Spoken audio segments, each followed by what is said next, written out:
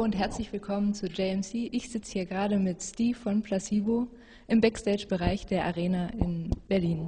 So it's your second time you're in Berlin this month. Last time you were here, you just got an MTV Music Award.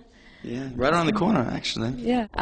So if anyone told you 2 years ago that would happen, what would your reaction have been?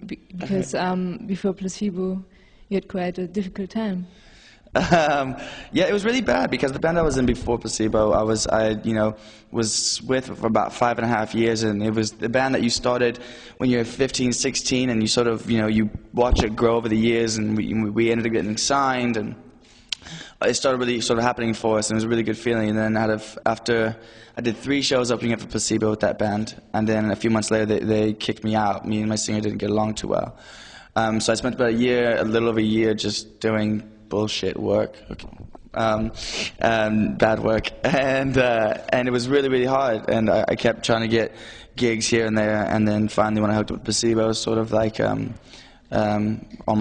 my dreams had sort of come true at that point. So getting that award, I think, was a really good feeling. It was sort of like after 12 years of really hard work, I finally sort of made something of myself, and I sort of got somewhere with my music, and I'm really excited to see where I can go from here. I'm only 23, so hopefully I'll have a long career ahead of me. Let us turn back the time. Imagine it's December 2008. Okay. It's your first show with Placebo. Yeah. 1 hour before the show. How are you feeling? What are you doing? Pretty much like that,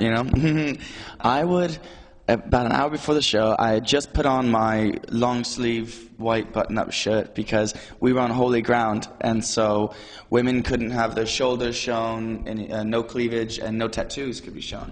And I got them everywhere. So I was sitting there, and Steph was feeling a bit ill, and I was just really nervous. And everyone was telling me, listen, don't be nervous, don't be nervous. And I'm telling them, listen, the more you tell me that, the more you're making me nervous. Because it wasn't just a normal gig, obviously, as you know. It was these sort of different renditions of these old songs. And so I'd sort of written these different drum beats to these old songs, and it was the first time playing together in front of people. It was the first time on stage as a drummer for me in almost 3 years, and so it was a bit mind rattling, but I couldn't wait to get on stage. It was just like, come on, let's have it. And then that first or second song, it was sort of like, I'm back, I'm back in my element. It's the only place in the world that makes sense to me is on stage. Everything else in life is sort of confusing and weird, but you get through it. It's almost 1 year later. Yeah. You played so many shows, so many festivals. Is it finally turning for you to be hard work on stage? Oh yeah, I mean it's always hard work, and I think that if it wasn't hard work, then you still have to sit there and question yourself on your methods and what am I doing wrong? Because if it just feels like a piece of piss when you go up there, then it's like, right, you don't appreciate it so much. I think if there's not a lot of hard work and sweat and blood and tears sort of that come out of it.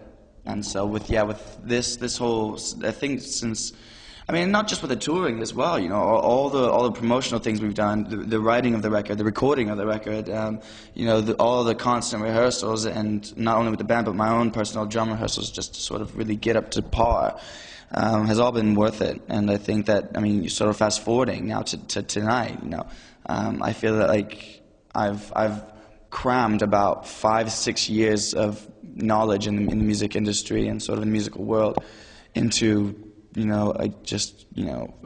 almost 2 years of being in this band, and it's been a crash course, but I think it's made me a better person and a much more solid person as well.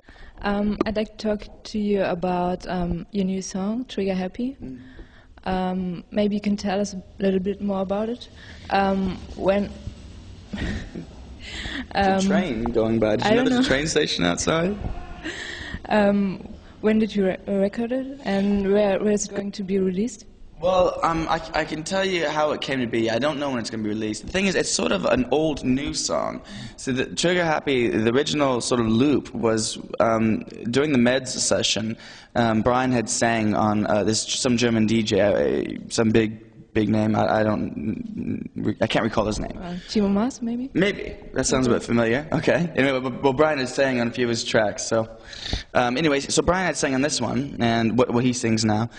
And the band loved it so much that they asked the DJs, can we have it? And they said, yeah, of course, you can have it, for sure.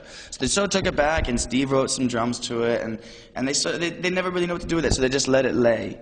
And then right before we started this tour, we listened to it, and we really liked it. And so Brian and Stefan sort of got together and stripped out the bits of the loop that they didn't really like and left what they did, which is what you hear now. And I said, listen, mate, I'll write some drums to it, have Nick, our extra guitarist, write some guitar to it, Fiona can play some strings, like, let's just jam it. So the very first time we jammed, like what you hear tonight is exactly the first thing we just wrote. We just, and we started jamming, and we're like, dude, let's sort of bring it out. Now's the time. You know, some songs are like that. They sort of get written and put in the back burner. I mean, Kitty Litter, for example, the initial, I mean, it sounded way different because I've heard it, but the initial guitar with that,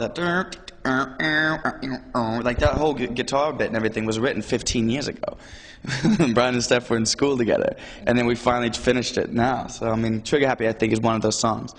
I do hope that we properly record it again and release it sometime in the future. I'm sure we will, but I don't know when. There hasn't been any exact plans about that yet. Mm-hmm. Now, when you're on stage, you play slightly different versions of your songs.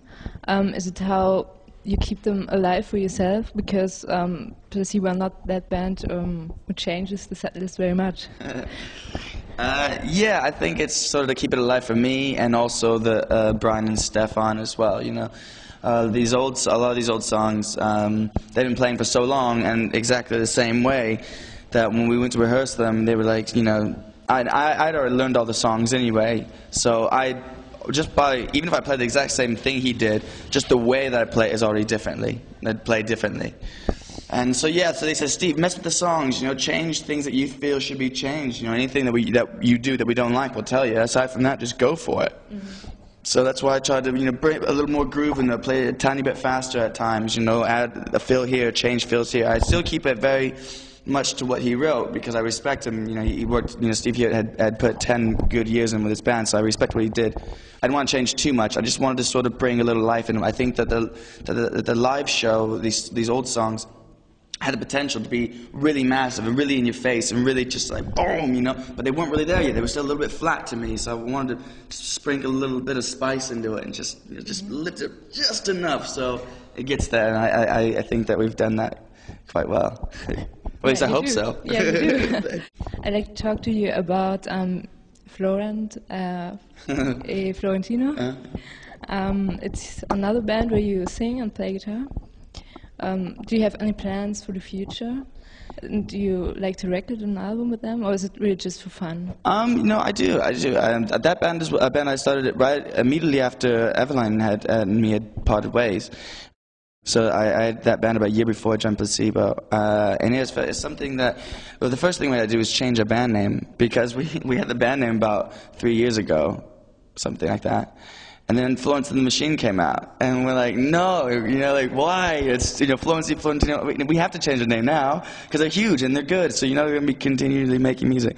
So the first thing we got to change our band name, but yeah, I hope we just recorded some demos, and hopefully have something released by maybe around this time next year, and starting, you know, when we get off tour, I hope to start a tour with this other band, you know, stay busy. Well, it's something that I do take very seriously, but only in the off time, because Placebo is my #1. But yeah, we'll hopefully be hearing something from that soon. Okay, so thank you for the moment.